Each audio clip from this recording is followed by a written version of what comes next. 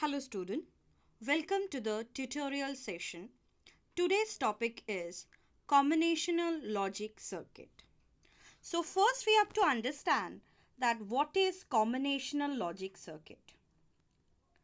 So combinational logic circuit is compromises of the basic logic gates whose output of any point of time only depend upon the current input, not on the previous input. Again I am explaining. So to design a circuit we require this basic logic gates. Not only basic logic gates, universal gate also sometime needed to make a circuit.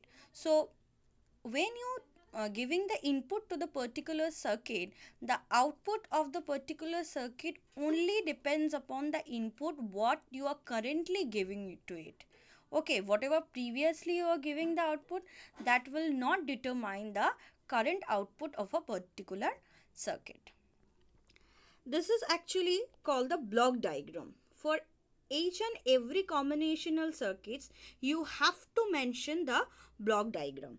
Okay, what this block diagram explains? This square box represents that it is a combinational logic circuits, and here these arrows represent that there is a n number of input we can give to the combinational circuit, and depending upon the n number of inputs we can get m number of outputs through this circuit. Okay, so there are different characteristics are there through which we can identify a circuit is a combinational circuit or a sequential circuit. So what are those characteristics? So first one, it says the output of the combinational circuit at any instance of time depends only on the level present at the input terminal. So what output you will get right now, it is only depends upon that what input you have given to the particular circuit right now.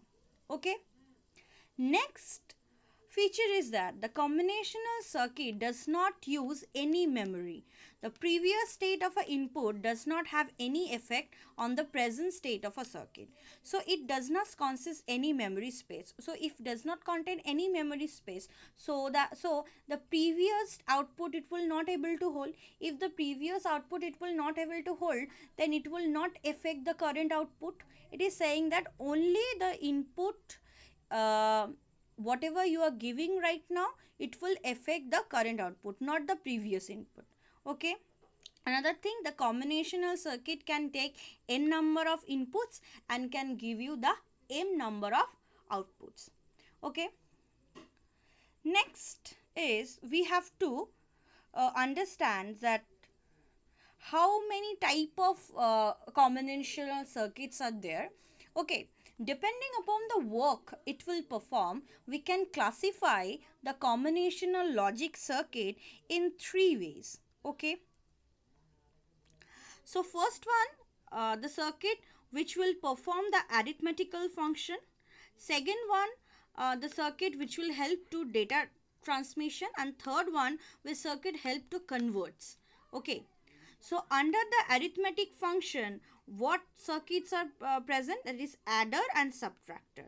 Okay, adder will do what? Adder will add the binary digits and subtractor will be subtract two or more binary digits.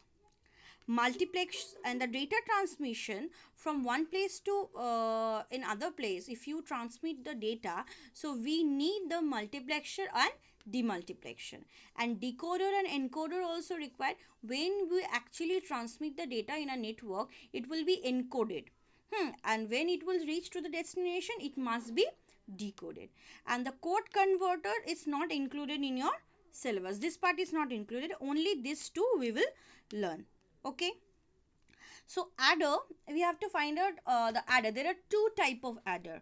One is half adder and another one is full adder. The half adder will add only a single bit binary information, and full adder will add the multiple bit of information. Okay, I am proceeding and I will explain the half adder in details. So what is the definition of a half adder? Half adder is a combinational logic circuit with two inputs and two outputs. Only you will pass two inputs and you will get the two outputs. Okay. Half-adder circuit is designed to add two single bit binary information. Remember that half-adder only add two single bit, that 0 plus 1 or 1 plus 0, like that. So suppose that A is the input and B is the another input. So we will get the two output. One is called sum, another is called carry. Because you know, if you recall it, the binary addition rule, that 1 plus 1 is what? The answer is 1 0. Okay, so 0 we are writing in the sum part and carry 1 is there. So that's why in adder we will get two output. One is the sum output, another one is the carry. This one is the block diagram. Just look it closely. You are passing the input A to the half adder and one single input in a B. So what we are getting? We are getting sum as a output and carry is another output. Okay. Now I explain this phenomenon with the help of truth table. See, if we add 0 plus 0, then what will be the output? 0 plus 0 is 0. There is no carry. 0 plus 1. And I apply the binary rule. 0 plus 1 is also, sum is 1. There is no carry. If you try to add 1 with 0, the answer is same as sum. The sum is 1 and there is no carry. But if you try to add 1 plus 1, 1 plus 1, it means what? 2, 2 in decimal. And if you convert it into binary, so what will be the output? 1, 0. So 1, 0 is we will write in the sum part and 1 we will write in the carry part. So that's why here we need two output channels. Okay, one for the sum part and another for the carry one. Next, this is actually the circuit diagram. Okay, so the sum expression is how we are designing. We are passing the X input and Y input through the XOR gate. So this one is the XOR gate expression. X bar Y plus X Y bar. In the previous logic gate, I have explained what is the functionality of the XOR gate, how we can derive it. So if you just look at this part of the table, you will see that this is exactly the truth table of XOR gate. So that's why some part is denoted by this XOR gate. And if you look at the carry expression, this is exactly same as the AND gate truth table. So that's why A and B, this part, C part, that is X and Y, it is written. Okay, this will denoted by the AND gate. Now come to the full adder part. So in case of full adder, what we are doing? Full adder actually helps to remove the drawback of the half adder, because using half adder we can only add a single bit binary number. But in case of full adder, using the full adder we can add two bit information. Okay, say A and B is there, because here why, ma'am, you can answer that why C is there? C is for Y, because if you try to add multiple, just was 4-bit binary information is there with you, 1 1 1 1 0 1 1. So 1 1 plus 1 is what? 0 and carry 1. So carry we have to propagate with the next bit. So how we can add this carry? This C in is represent the carry from the previous bit. Okay, the C represent the carry from the previous bit. And here we are adding the digits and we are getting the sum and getting the carry part. Okay, now with the help of truth table, I will explain this topic. Okay, so 0 plus 0 is what? 0 plus 0, and C in means previously when you try to add the first bit number information, there is no carry is there. So 0 plus 0 plus 0, sum is also 0 and carry is also 0. So 0 plus 0, if carry is there, so what will happen? 0 plus 0 plus 1. So 1 is in the sum part, carry is 0.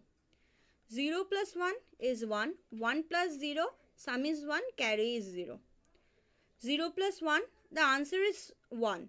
But again we have from the previous carry is there. So 1 plus 1 is what? 0, and carry is there. So carry is 1. 1 plus 0 is 1. 1 plus 0 is 1. Again 1. So in the sum part there is a 1 and carry is 0. Next, 1 plus 0, the answer is 1. Again 1 plus 1 is 0 and carry is 1. 1 plus 1, 1 plus 1, sum is 0, carry is 1. So that's why carry written over here 1. And 1 plus 1, sum is 0, but 0 plus 1, answer is 1. And 1 plus 1, carry is 1. So carry I am writing over here. Now let's look at the circuit diagram. Okay. So circuit diagram explain that this is A, B and C. Both the inputs are passing through the XOR gate. And next AB and ABC in and BC in. These are actually the expressions for the carry part. Okay. Again it will come to the XOR gate and again we are getting this expression. Okay. So I am ending my lecture over here. Next time we will proceed through the subtractor one. Thank you.